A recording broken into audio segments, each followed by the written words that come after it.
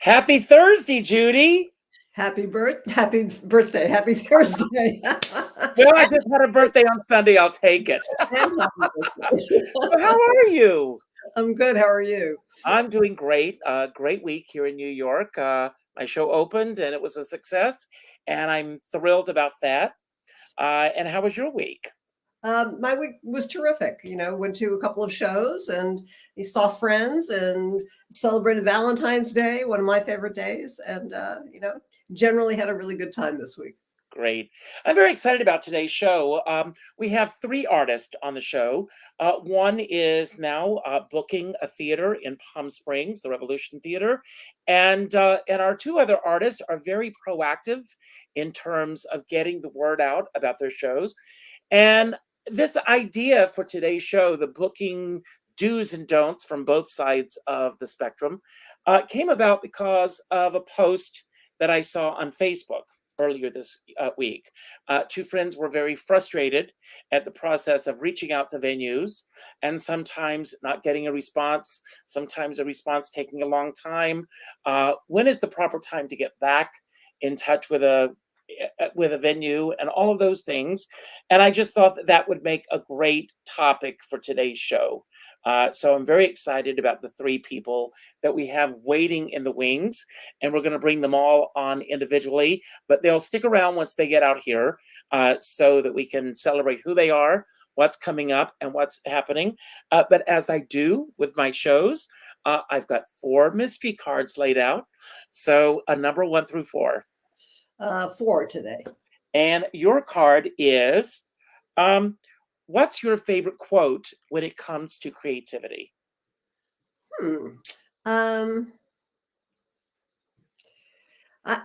Probably trust your instincts. That would probably be it. Trust your instincts. Whatever your instincts tell you to do in your life, to do creatively. If you're painting something, it doesn't matter. Writing a piece of music, writing a story, trust your instincts. You know where you're going. Well, let's bring on our first guest, Tim. Hello. So you never know when you're going to pop on here. No. I was just really contemplating what Dr. Judi. Do I call you Dr. Judi? Dr. Judi Bloom. Dr. Judi. What she said, and made me think about what my favorite quote was. Well, what is your favorite quote when it comes to creativity? Well, you know what? I actually think of Maria Rainier Rilke. Are you familiar with him? Him, yeah. Long story short, there was a whole thing about letters to a young poet, where a poet was writing about frustrating about not finding his voice. And his response, to really just paraphrase, was, I beg you to have patience with the question. Live into the question, and before you know it, you arrive into the answer. Mm-hmm. Live the question. So to me, it's about living the curiosity in the question ongoingly and not settling into an answer. Yeah, that's great. Tim, how did you come to the world of cabaret? I mean, you have an extensive theatrical background as well. Yeah. And do you approach what you do in the world of cabaret the same way that you approach the work that you do in the theater? I'd say absolutely. I'd say the bottom line, how I approach it is I'm a storyteller. Mm-hmm. Whatever is the platform, it just happens to be that, whether it's screen, TV, mini screen for me, theater, or in the cabaret setting. I think eventually I wanted to come to the cabaret world at some point, and I took a stab at it back in the mid-90s, and it was fine. And then just happened to be around 2015, I felt like, oh, it feels like this might be the right time. And it just evolved and found myself moving with it.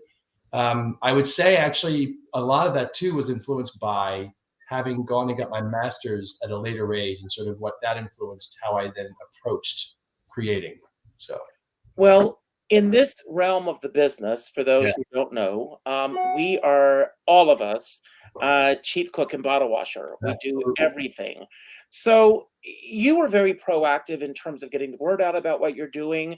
I know you're based here in New York, but do you book your show around the country as well? And if so, what is your approach in terms of reaching out to the various venues that you want to bring your show to? Right.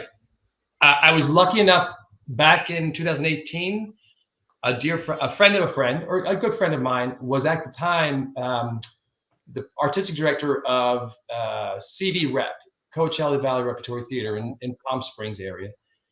And long story short, he reached out to me. I do a cabaret series over the summer. He noticed I did something, and would you want to come out? Absolutely. So it just sort of by word of mouth is really sort of how it started, and I just play it that way. What I am now in this moment contemplating is, now that I've generated sort of a body of work and or a name-ish, how to then leverage that in a more, not necessarily forceful way, but more, assertive way, so as to say, how do I get it out there beyond the hinterlands?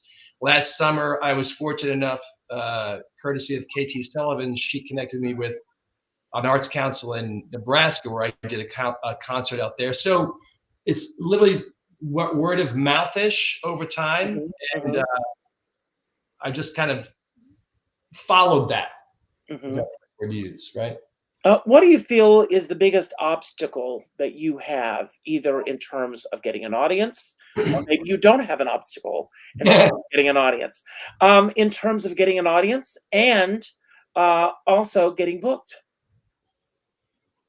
I would honestly say when you're self-producing, that's the obstacle, right? The financial dynamic, and how to trust that at some point in the financial world, the ROI, the return of investment, will show up. So at some point right now, it's almost like you're starting a different part of your business, and you just have to accept that any sort of return of investment is a long-term goal and not necessarily in the moment. So having said that, it could be just because of how I'm wired, and now I've learned over the years of being in the biz in general. Less is more, and how to put yourself out there without trying to oversaturate yourself out there. So I just sort of, I've been thinking about this recently too, in terms of how the social media platforms are reflective of how you be in your work. And so how do you want that to show, and how do you want that to reflect if someone's to come to see you live? Right. So I've noticed that I'm just sort of selectively intentional about, I'm not going to, for me, I'll post when I need to post and not oversaturate the mediums. Right. And then with Pangea, which I've been playing for the past 2 or 3 years, it just is a perfect venue in terms of how I like to have, how I've developed my muscle of performing in the cabaret circuit.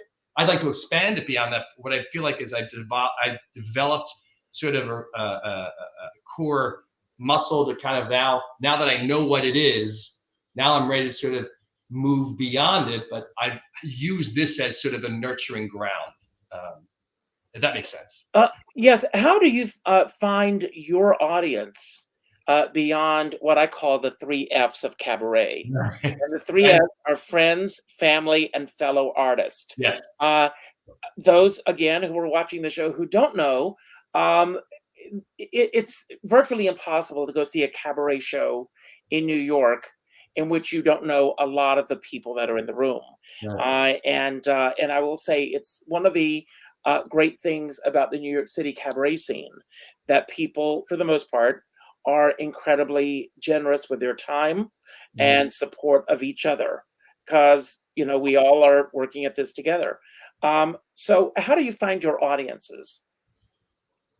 If I just think about what has transpired at Pangea, there have been people that sort of happen to just come to the show, whether they know Pangea and or from other people, and it just they got hooked into how I be in the room.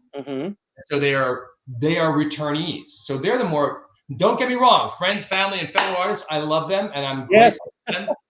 But when you are able to sort of find people you don't know, and they somehow want to come every time, like, okay, something's here, it's working. I honestly think it's just word of mouth and just the right moment at the right time that some of these people have just shown up, and they come back consistently. That's great. Ideally, yeah, it grows. So anyway. Judi, anything you want to ask before we bring on our next guest? No, I'm just thinking that I think word of mouth in any industry really is the best way to get new people to know who you are and what you do, right? Yeah. Well, certainly all of my patients are really word of mouth. You know, I mean, occasionally somebody will come in because they found me on the internet or something. 99% totally word of mouth. And there's one thing about that too that makes me think out loud too. I listen very once in a while to YouTube, various people speaking about this and that. They were talking about how to generate an audience. And long story short, the gist of it is it's a version of Maria Raynell Rookie. Just trust that you are on your path to let your voice be heard, and the audience will find you. And it's really about, not that you're not doing the work, but it's having to cultivate that self-patience and calmness as distinct from this, right? And over time, you learn that. That's great. I'm going to ask you your mystery question, and then I'm going to bring on our next guest. And while I'm doing that, please put any links that you would like shared in the private chat. And I'm having a hard time getting there. I don't see the chat. Well, send them to me, and I'll get them on the YouTube channel afterwards. So give me a number 1 through 3, and it's your mystery question. 3. That's my birthday. Oh, what's the last random thing that made you smile besides today's show? The thing that just popped into my head, I literally, right before this, I went out and did a 2-mile run. Good for you. I love that. So we're going to bring on our next guest, and he's coming to us direct from cold and dreary and rainy Palm Springs. Yes. Hello, Gary. Welcome to the show. Thank you so much for having me. I'm so delighted to be here. That's great. What was the last random thing that made you smile? Well, I'll tell you, when you're opening a brand new business, it is very, very difficult. And sometimes you say to yourself, what am I doing? But I was, this past Saturday night, I'll tell you honestly, I was laying in bed with my husband, watching TV with the 3 dogs around me. And I thought, this is pure happiness. And this made me smile. And you know what? That makes up for everything else. So, Gary, you've got this new theater, Right. Revolution Stage Company, and you open this basically on the heels of a pandemic. A lot of people, a lot of theaters, I don't want to spook anything, but a lot of theaters are closing at this time, or they're finding it difficult to find their audiences. Why open a theater at this time? Well, I had worked in the professional theater for 35 years, mostly as a ticket seller. I always talk about that first moment I saw a live show, which was Angela Lansbury and Gypsy at the Valley Forge Music Theater. And she walked down the aisle and she says, anybody who stays home is dead. Boom, went the orchestra. And the hair on the back of my neck stood up. And I was like, I need to do this. I need to do this. So a theater opened in my hometown. I went to them and I said, listen, I want to work in the theater. I'll do anything. I'll pull the bubble gum off the bottom of the seats, anything. And they said, the only job we have is in the box office. Do you want to do that? And I did that for the next 35 years. Wow. And I always say, working in the box office, they're the sort of silent, unsung heroes working in professional theater. And the great thing about the job is, the most famous people in the world come to see you where you work, So I have many, many stories about famous people coming to my box office window. But I came out of Emerson College as a directing major in Boston. John Kander and Fred Ebb were at the Colonial Theater doing Woman of the Year with Lauren Bacall and Harry Gardino. And I went up to John Kander and I said, listen, I want to find out every which way what you do to develop a musical. And I mean, there was probably I had an asset that I was a 23-year-old little blonde Twinkie boy, but John Kander said, meet me tomorrow morning for breakfast at the Park Plaza Hotel and I'll tell you. And we did that for the next 6 weeks. And it was like a master class in the creation of theater. I moved to New York in 1990. I studied with Mylan Stitt at Circle Rep Theater. He was the one that wrote The Runner Stumbles. And he really taught me so much about play development and structures of plays. And I was a ticket seller on Broadway for many, many years until I retired 8 years ago. I came out to Palm Springs, and I'll admit I'm a Broadway snob. Okay. I went to 30, 40 shows a year. And no matter if a show on Broadway is good or bad, the thing is the quality of everything is better. It's no better anyplace else. The acting, the costumes, the sets, the lighting, the direction, everything is great. I came to Palm Springs and I knew there were a lot of talented people out here, but the theater wasn't very good. And I was like, why is the theater not very good out here? So I was doing a show with a guy by the name of James Owens, and we had these conversations night after night. Like, why is the theater not better here? Like, why is Palm Springs a vacation town, but it's not like other vacation places? Like, if you go to P-Town in Cape Cod, you walk down Commercial Street, somebody's like, hey, I got an improv show, I got a comedy show, I got a cabaret show, I've got a musical. You know, why isn't that happening here in Palm Springs? And so a theater became available, a great, great place. We totally renovated this past summer. We put in 150 brand new seats. We built a brand new stage. We built a second dressing room. We got a liquor license. We created an ice cream station. Who doesn't like your ice cream parlor is what I keep hearing about. Who doesn't like ice cream in the desert? Well, you know, years ago, I was in the West End in a theater in London where they were selling ice cream. And I looked around and every single person was eating ice cream. So anyway, I've tried to bring all the stuff that I learned in all those years in New York and Boston and professional theater here to Palm Springs. I annoy a lot of people out here because I say, yeah, the theater isn't very good out here. And every single theater that I go to, they say, no, the theater out here is terrible, but we do good work. And then I go to the next one, they say, no, the theater sucks out here, but we do good work. So anyway, we're really trying to change that. I went to a theater out here at one point, and the place was half empty. And I went to the owners and I said, "Why not make these empty seats available to people on fixed incomes who can't afford to go to the theater?" And their response was, "If you can't afford to go to the theater, you shouldn't go to the theater." Oh.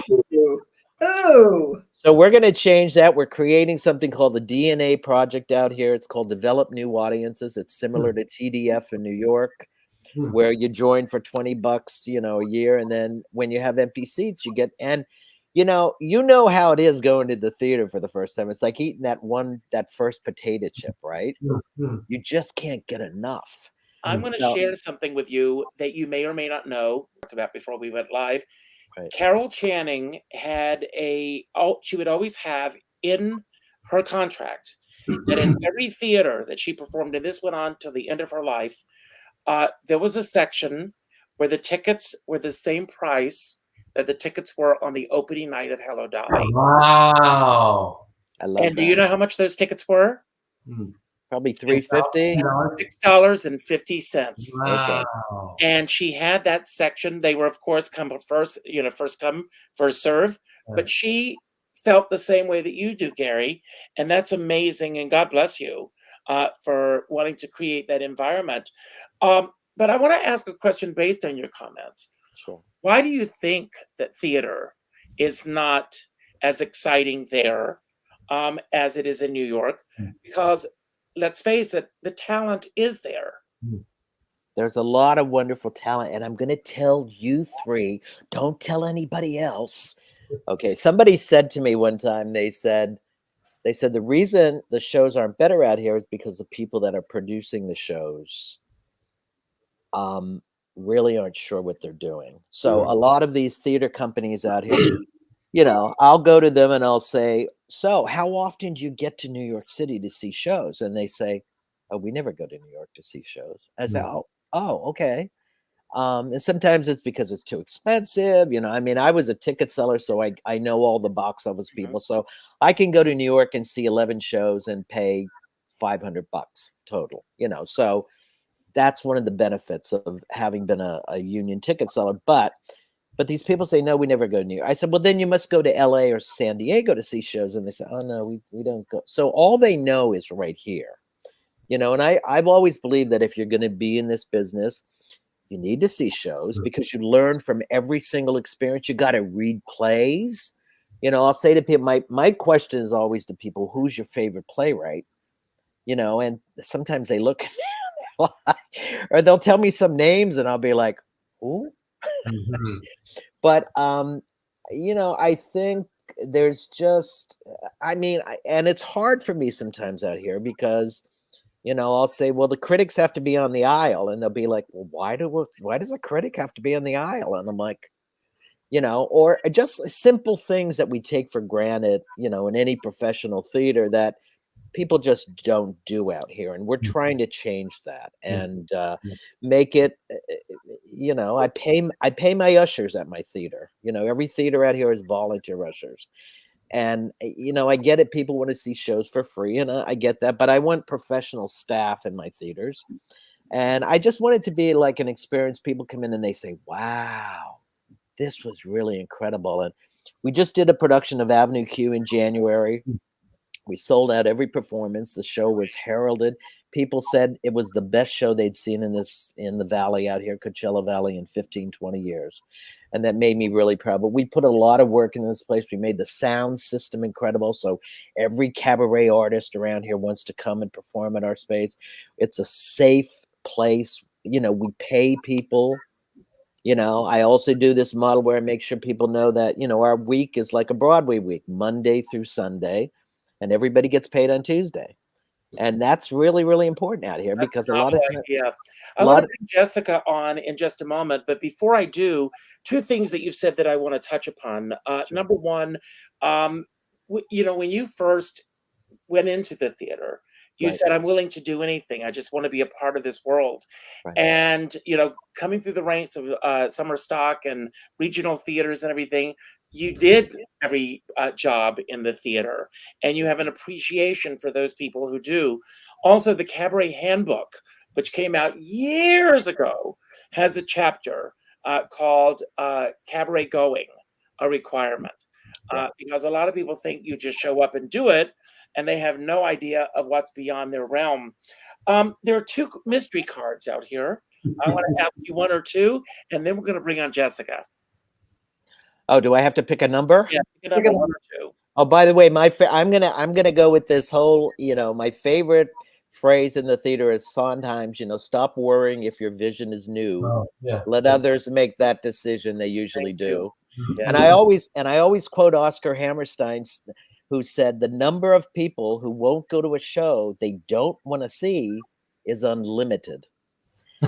And the opposite of that is true too. I mean, the number of people that want to go to see a show that, and it's all about word of mouth. Yes. So anyway, I'll take question number one. And I love being on stage, but I love being in the audience of a great show. There's nothing like it. Yep. What's the last show that you saw that really made an impact on you? The last show that really made an impact on me. Oh man, I see so many shows. And I'm trying to I don't know. I mean, it's I'm still years later still wowing over Hamilton.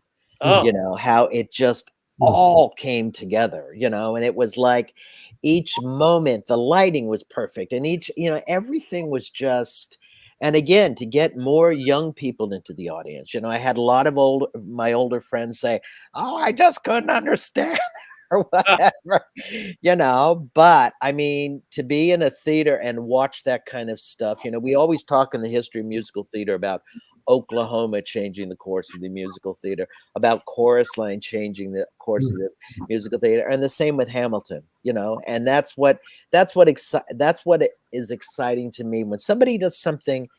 They take this thing and they change it and they make it different. So you say, oh I didn't know you could do that. We opened our theater in October with my one-person musical called Not in Front of the Children, just me on stage, 8 original songs. And people came to me, they were like, we didn't know you could do that. We didn't know you could have one person, And I was like, yeah, you can do anything, right? It's the theater. You can do anything. I want to talk about someone who has a phenomenal one-person show called Betty Davis Ain't for Sissies. And I have been wanting to get her on this show forever, but she's never available because she's always working. I love it. Jessica, welcome to the show. Thank you so much for having me. Alas, finally. I can't believe I finally got on the show. And I cannot wait. Your show is going to be at the Triad, and I'll bring this back up for just a moment on March 10th, and I'm planning on being there. Fantastic. So, Jessica, Tim asked me earlier why, before we went live, for me, I spent 20 years performing as Carol. Why Carol Channing? Why Betty Davis for you? Yeah, it's funny because I was not a big Betty fan. And I do think she chose me because everyone else plays her as a drunk drag queen. And I'm the only one who does young, feisty Betty. The only one. And you know what happens? I got dared to do a solo show. And it was 12 years ago. Someone said to me, you know what, kid, if you want to do anything in New York, you got to do a solo show. Yeah. And at that point, I was going to be like, funny Jessica in New York. And then I was walking around New York City and people would stop me in the street. I'd be on the subway and they would just point and be like, you look like a young Betty Davis. And I was like, okay. The first time I was like, okay. The second, the third, for 6 months, people kept saying I look like young Betty. And I finally Googled her. And sure enough, I looked like a young Betty Davis. And I fell in love with her. And so because of the dare and because of me kind of like being curious about Betty, I ended up choosing a piece of her life which nobody knew about the 1939 Oscars. So I chose a piece of life that was interesting to kind of like put a little show together. And then every time I try to quit, something epic happens. I think Betty truly wants me not to stop. I'm sure you've had, Richard, like. I know the feeling, yes. Yeah, you know. So Betty and I are communing. It's been 12 years that I've been doing the show. Yes. So, I mean, you built this around her Oscar win, am I correct? I did. Well, I built it around the 1939 Oscars when she thought she was going to win to Gone with the Wind, and she lost. Mm-hmm. So the beginning of the show is Betty Davis losing to Gone with the Wind. Why stay? And I leave the Oscars early, and that's how the show starts. Mm-hmm. So it's actually about a very prolific actress who happened to be Betty Davis, and this time of her life where she lost what could have been the biggest Oscar year for her because it's that 1939 golden year. That Oscar, that was like the Oscar year, the golden year. So it's built around that time, which is timely for today's audiences. Absolutely. Are all of you familiar with Dave Karger's new book, 50 Oscar Nights? I am. It's an incredible book. Everybody get this book. And he interviewed 50 people who have won the Oscar on what that night was like for them. Mm-hmm. And for most of them, it was a very stressful time.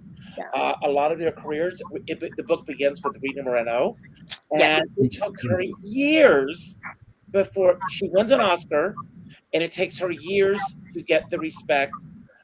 She didn't want to play the stereotypical Puerto Rican character, and just getting the right roles and everything. You think that Oscar win is going to make a change in your life, and it doesn't a lot of times. Right.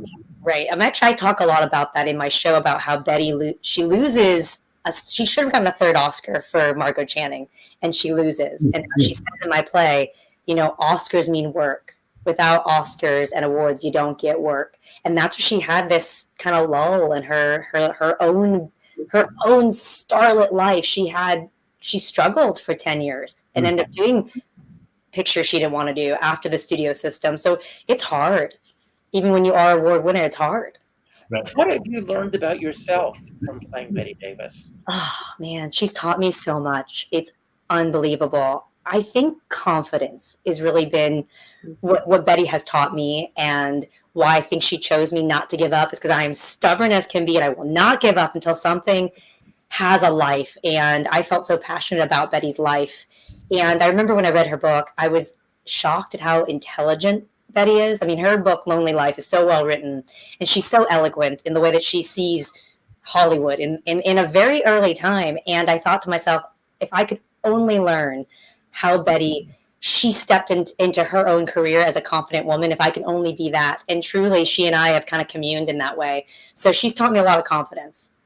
Were there areas of her life and or career where she wasn't so confident?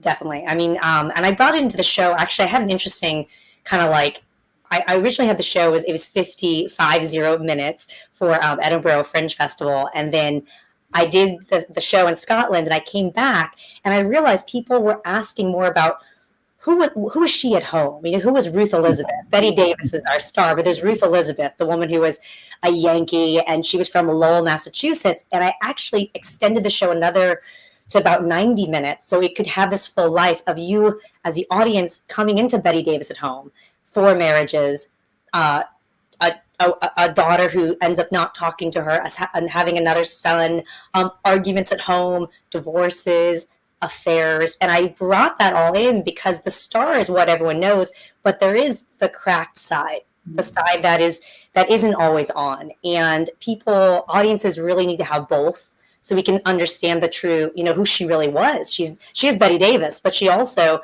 has the cracked side. And, Hollywood is tough. And I think when Betty started, she was this young ingenue. She was Broadway bound, and she got to Hollywood, and it didn't break her, but she was affected by the way in which, like, the movie mogul, treated you, and how you were cattle to them at that time. I went out to the USC archives years ago to do research, and I saw her contract, and she signed a 7-year contract for $400 a week. Wow. Yeah, while winning 2 Oscars. And I have a joke in my show: Rin Tin Tin makes more than me. It's true. Well, I will say this: Betty Davis got me to Hollywood because I did a screen test for TCM where I talked about the film Jezebel and its history. And I was flown out to LA, and I presented Jezebel at Grauman's Chinese Theater. Wow. So that's my connection with Betty. What are the biggest obstacles that you have? And then we're going to do a little round robin with everyone. But what is the biggest obstacle that you face today in the 21st century with booking this show?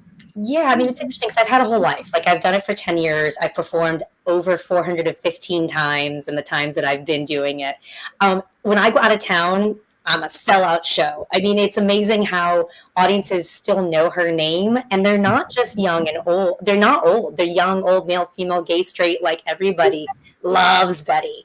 And when it's promoted correctly, that's why I say this, when it's promoted correctly, the audience is filled. If it's not promoted correctly, people don't realize they have to buy tickets. So I've noticed that when I go out of town, certain theaters have this incredible audience that are subscription audience. They love an audience. They love to come to a show, and they are so hungry for theater. That has been fascinating. New York is like so hard. Like, when I do my show here, I'm doing it because I'm going to practice my show. If someone comes see the show, I'm always amazed but no matter what, I always get an audience in New York, but it is much harder just because, like, I'm against Netflix. I will say this, for everyone out there who's watching this show, and I saw a post yesterday, and What's My Line is coming to Town Hall, but it's 6 months from now. And people are saying, I'll wait until it's closer to the time to buy tickets. Don't wait. Get your tickets. The booking people, I'm sure Gary's going to agree with me on this, they want to know that the show is going to sell tickets. Right. And I was lucky enough the other night on Super Bowl Sunday to sell out. Tim was there. They turned people away because people thought they could just show up and see the show. And I felt sorry for people that came from New Jersey and the outer boroughs. And I go to every show anticipating that the show is going to be a sellout. And I buy the tickets the moment they go on sale. And it's important to do that. I'm going to ask you your mystery question. I'm going to let Judi weigh in on anything, and then we're going to do a little round robin on your work. What is your process before doing a show each night? Ooh. Wow. There's a going inward. There's, like, Jessica's very outward. I'm very gregarious. I'm very talkative. When I'm Betty, I have to be quiet with myself. And about 2 hours before the show, like, I'm in my dressing room. I'm just quiet. I'm going over, like, what Betty went through. And as a woman, I can use my own emotions and my own life to think about, what it's like to have been a woman in the 1930s and 40s who was against Hollywood movie moguls. And I start going through the story of how Betty had to fight every day of her life as a woman to have a voice. And then Two Oscars, everyone. even though I had 2 Oscars, not 1 but 2. They're always my Oscars. Little props in my house. Even though she was award winning, she still had to struggle. And I go through those struggles for me as the actress before those shows, because I do want the audience to see that she has the other side. She's not always chipper. I have an audience member who's seen the show 4 times. In the last show he saw, it's been redirected by Karen Carpenter, Drama Desk Award-winning Karen Carpenter. It's like unbelievable. Right? Yeah. Like unreal. She brought such a sense of humanity to Betty that really audiences are connecting with that. My guy friend said I cried. He's like, I cried 3 times during your show, and it has that. So I'm going through, before I prepare, I'm going through Betty's life and the struggles of it's not perfect, it's cracked. I have a line in my show. I say it's cracked, it's whole, it's broken, makes me sick, Hollywood. So that's what I'm doing before the show. And then, there's just like actor magic, I guess I call it. Like, it's crazy how I'm so nervous before a show and I get on stage and it's like I forget the nerves. And it always ends up working. That's great. Judi, anything you want to weigh in on? It's because, that is authentically presenting who you are, but also who Bet was. And, when your comments about, people wanting the expanded show, wanting to know more about her life, I think that's true of anyone who has a degree of fame. The audience wants to know about them. They already know the surface. They already know the famous singer or the famous actor, or who, they see the performances. They want to know who that person is, at their core. They want to be their best friend, right? They want to feel like they have an intimate connection with them. I think, that's one of the reasons Taylor Swift is so phenomenally successful, because she sings about the struggles in her life, and everybody can relate to those kinds of struggles growing up, right? So I think that's the key, is to be able to, as a performer, not only embody the person you are portraying, but embody who they are. Yeah. Absolutely. I saw J-Lo this morning, and she was talking about the same thing. She has a new documentary that's hitting Amazon tomorrow night, and she has opened the doors, and she's telling her story because, as she put it, she wants to own her story, as opposed to what the tabloids are putting out. Tim, I want to ask you the same question that I just asked Jessica. What is your process before going on stage each night? It's a mix of doing, what I just did before I sat him on camera here. I do some physical exercise. More often, I do find myself wanting to be quiet and still, because I know my nerves can get ahead of me. And I vocalize about an hour, like I'll go into a studio on my own and vocalize. So it's a combination of those things. And ultimately, it really is just about centering in my own person, so that I can show up centered in my own person. Great. Gary, I want to ask you, how does a season come about with your theater? What is your criteria? Are you looking at the bigger picture of point A to point C and everything in between, or are you looking at everything on an individual basis? Well, a lot of people out here in Palm Springs, a lot of theater companies have seasons because we are sort of flying by the seat of our pants. We have not had a season. I mean, we have a season, but it's not a set season. And we knew that in the fall there were certain shows that we wanted to do. And then once people got a sense of who we were and what we were doing, and that we weren't just one of these regular theater companies, everybody in the world has been coming to us. And of course, I want Richard Skipper there, I want Tim Connell there, and I want Jessica there now. And Judi, put a show together. We'll get you out there too. But no, it's amazing. And we're, we have these master calendars and we're putting dates in, we're trying to figure everything out. And what happens in the desert, of course, when it's 120 degrees, everybody shuts down and all the locals say, there's nothing to do. Mhm. So we're going to be open all summer With an ice cream parlor. with an ice cream parlor. And we're going to do something called, we have every Saturday, we have Piano Riot, where people do Broadway and popular songs and people sing along. And this next month, we're going to introduce Stand Up Riot, where we have one of my fraternity brothers from college, Eddie Brill, used to be Oh David my God, I love Eddie. Yeah, he used to be David Letterman's warm-up comedian. He's going to book comedians for us. We're also going to have Jazz Riot. We're going to have a cabaret contest in the summer. Every week it'll be like a 6-week thing where the first week there'll be 6 cabaret performers. They do 15 minutes, and then the audience votes who comes back the following week.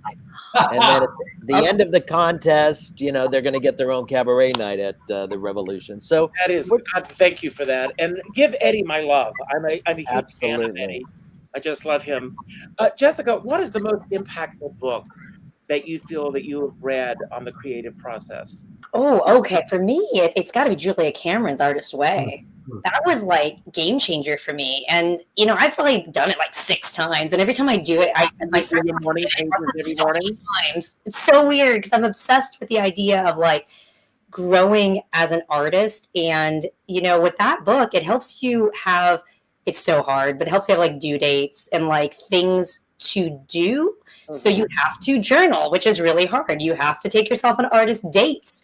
And as you go through an artist's life, when I was in 2007, I signed my contract in the book. 2007 was my first time. And then I've gone, I think I was back 2012, and then I was back like 2015, and then 2023, or during the pandemic, I think I popped in 2020. So it was weird to see who I was.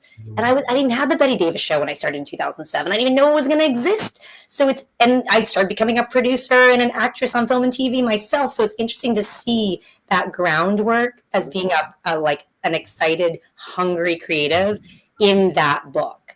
And that's probably the one that's really changed me as an artist. I need another one. Recommendations.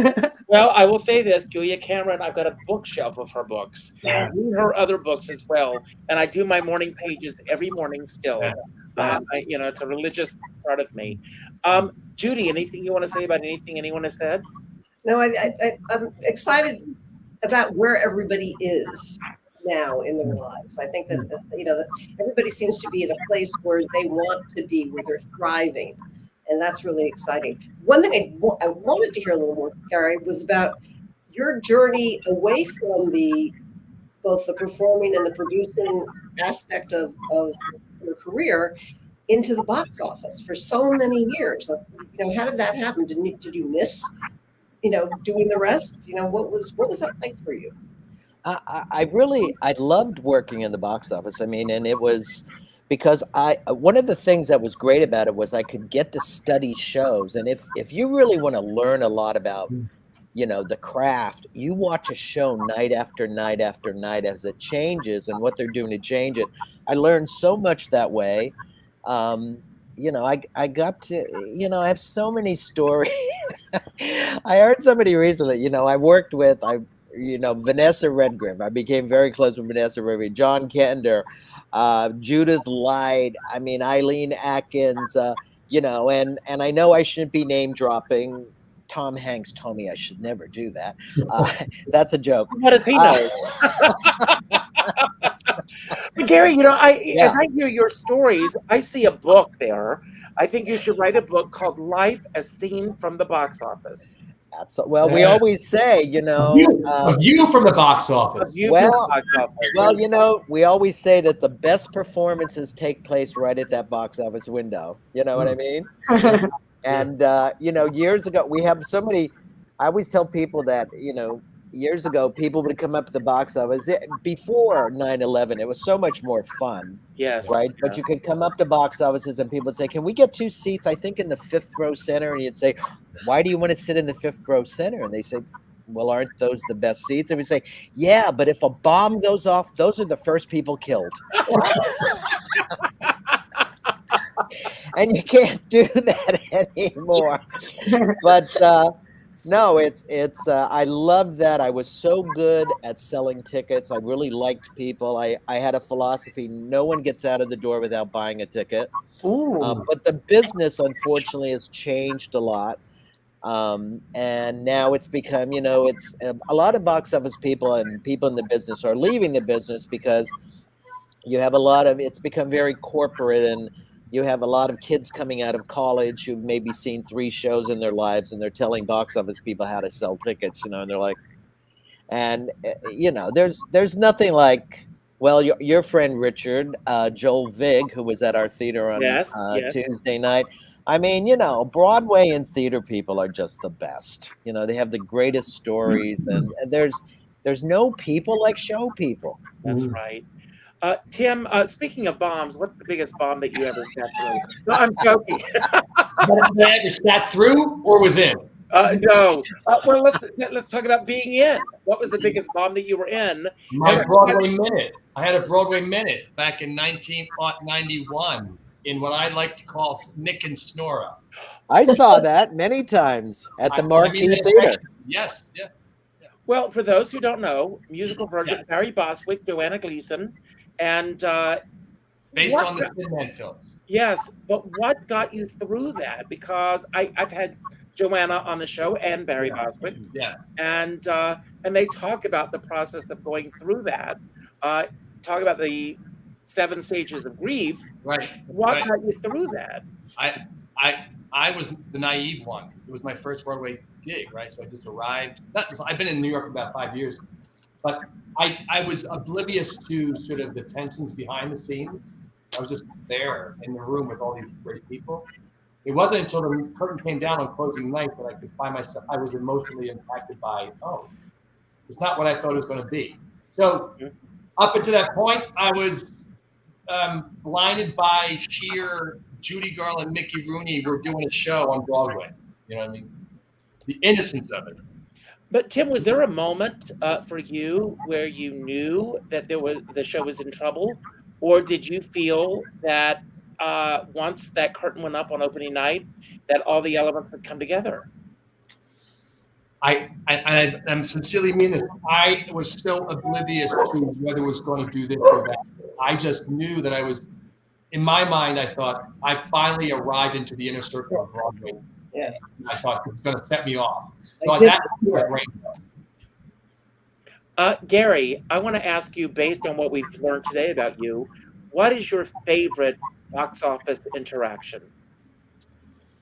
My favorite box office interaction, I years ago when I first started in Boston, I had somebody, I never understand why people would get so upset about tickets and like where they're going to sit, and I had a woman just get really upset with me and begin screaming at me. And I was young. I was like in my 20s. And I said to my boss, who'd been around the business for many years, and I said, I don't understand why she would get so upset about tickets. And he said to me, very sage, like he said, the only problem with people who fight over tickets is they're not getting fucked.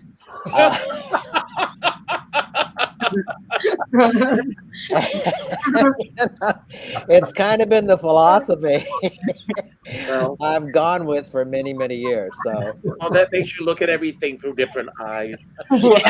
What is the biggest obstacle that you feel that you're facing at this point in your career when it comes either to this show or the business itself? Yeah, well, I'm making a big transition to producing now. So I produced a film that I star in, and it's called Wicked Image, and it's about 3 women sick of the world thinking they're men, Lucifer, the devil, and Satan.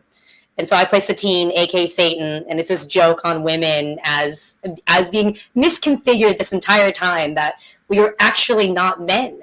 And what's been interesting is, as a filmmaker, you have to navigate because no one teaches you anything. So even though I made a short film and I had to learn how to do that process, then there was the next process was how do you submit your film into film festivals? And I had to learn that process. And if I didn't love it, I would have given up many times just because it's so hard.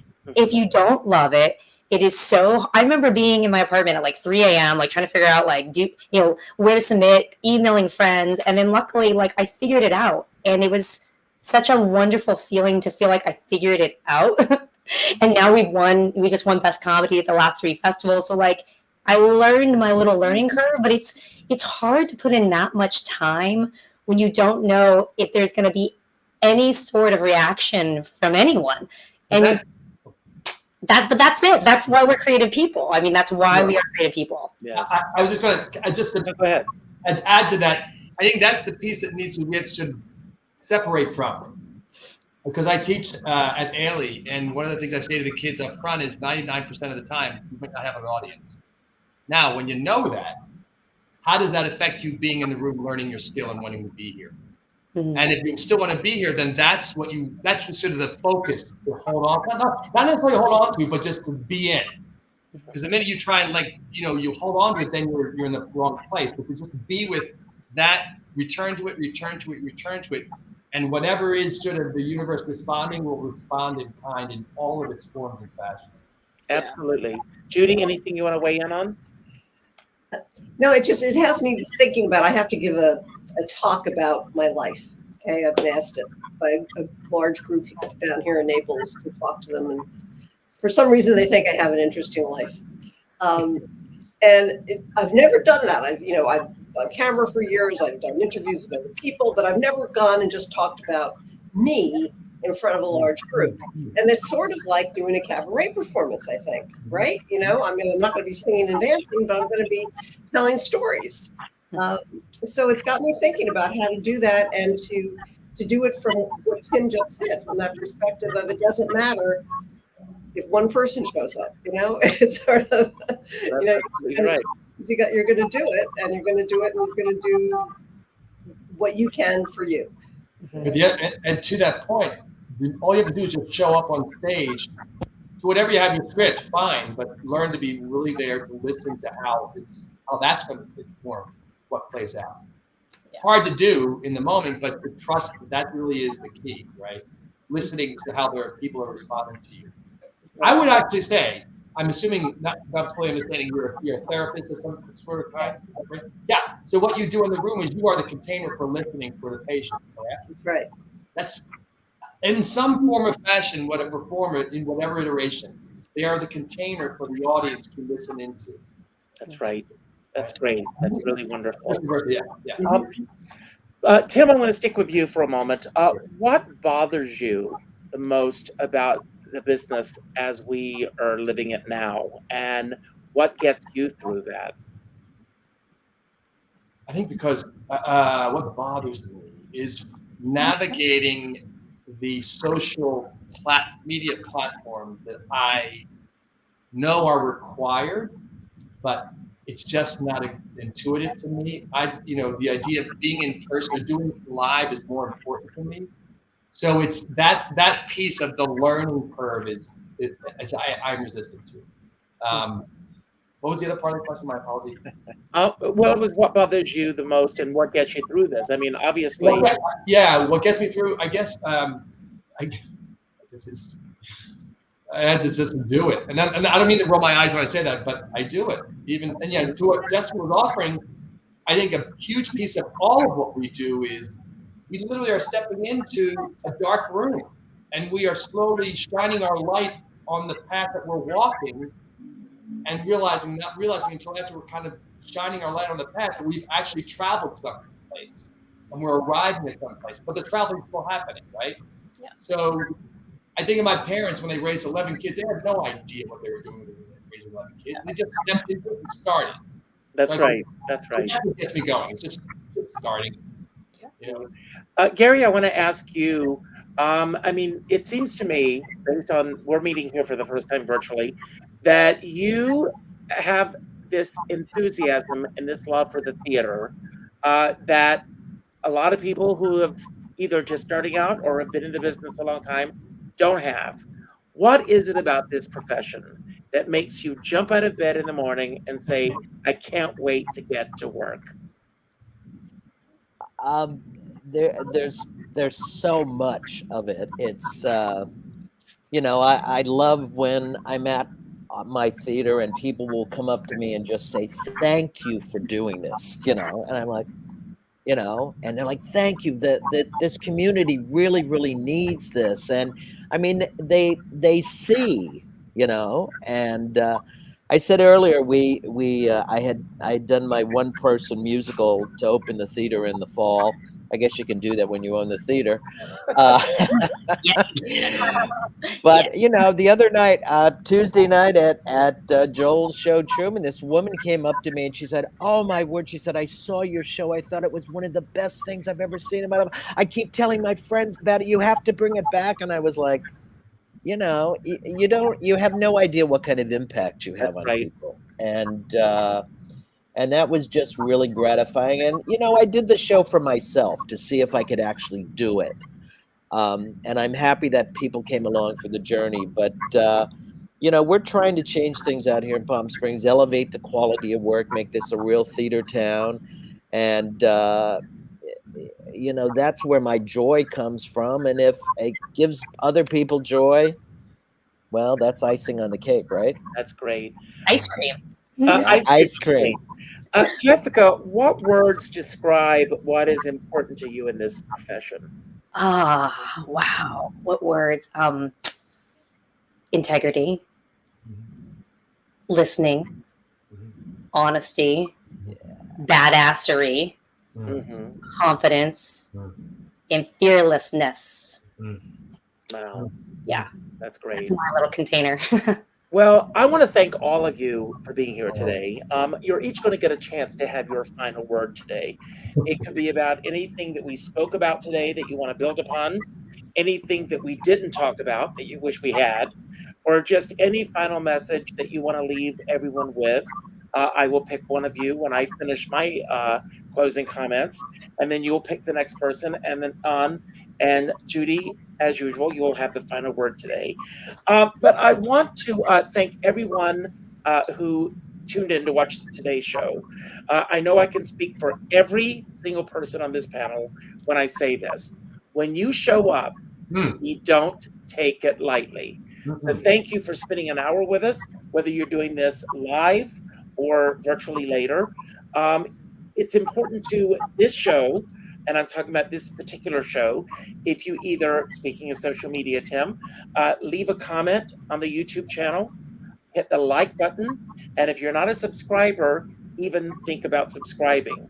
Because what that does is that raises this show in terms of the analytics of how other people will be able to find this show.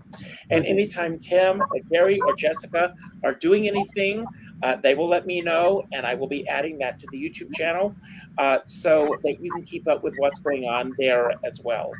I end all of my shows with the same message. And my message is go out and do something nice for somebody else without expecting anything in return. After today's show, and I want everyone on the panel to do the same thing, go to your Facebook friends list, and the second name that pops up, reach out with a phone call. Not an email message, not a text message, not a private inbox message, a phone call. And let that person know the impact that they've made on your life. And by doing so, you're going to make an impact on their life. My dear friend Sean Moniger, he always says we're all in the same storm, but we're in different sized boats. And I always say, I don't care what size boat you're on, as long as you have a skipper by your side. Yes. And with that message, I'm going to leave. And Tim, I'm turning it over to you. And when you finish, you'll pick the next person. Go out and see live shows, everyone. Goodbye. The word that just popped into my head as we were speaking was, and I in my cabaret show that I just did, my shows, with the word Ubuntu. I am because of you. It's an African word. So translated means I am because of you. And just being in this little virtual room right now, and just recognizing even over virtual experience, the experience of others reinforces my experience. So that sort of importance, and especially in live theater, in live performance in general, it just makes an impact. Even if when Dr. Judi, you go do your talk about your life, that will have an impact in a version of performance, but it's as vital as what we all do in terms of our own little pockets of performance. I'm going to go to my lower right-hand corner, which is Gary. Thank you, Jim. Gary. You know, Jessica, I'm sitting here and I'm looking at it and I'm like, wow, you really look like Betty Davis when she was young. Like, she looks like Betty. No, I'm so grateful to be here today. I loved when you said, Jessica, about honesty, because that is something that's so important to me. And it also falls into this whole thing that, that I'm an imperfect human being. I make mistakes. And I say to people in my company all the time, we're going to make mistakes, but when we make a mistake, we're going to recognize it and we're going to try to come to a solution and make it better for everybody. And I think that's so important. So that's what I'm trying to do with the revolution. So thank you both. And Jessica, it's up to you. Thank you, Gary.